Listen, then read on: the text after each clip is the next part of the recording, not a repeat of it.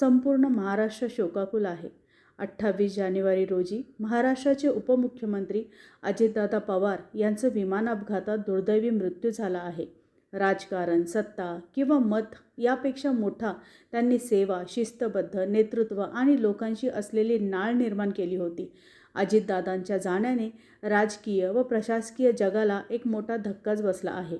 कारण त्यांचा अनुभव, साधेपणा आणि कार्य करण्याचा दृष्टिकोन राज्यातील अनेकांना मार्गदर्शन करणारा होता. या दुःखद प्रसंगी त्यांच्याबरोबर विमानात असलेल्या pilot captain Shambhavi Pathak, captain Sumit Kapoor, PSO Vidip Jadhav, crew Pinky Mali या सर्वांच्या आत्म्यांना शांती आणि सद्गती मिळो आणि त्यांच्या कुटुंबियांना, मित्रांना आणि महाराष्ट्रातील प्रत्येक नागरिकाला या मोठ्या दुःखात धैर्य मिळो. आज फक्त एक नेता गेला नाही, तर एक ओळखीचा आवाज, एक ठाम उपस्थिती आणि महाराष्ट्राच्या सार्वजनिक जीवनातील एक मोठा आधारच हरवला आहे.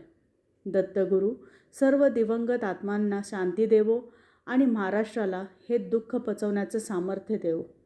श्री गुरुदेव दत्त. श्री स्वामी समर्थ महाराज की जय.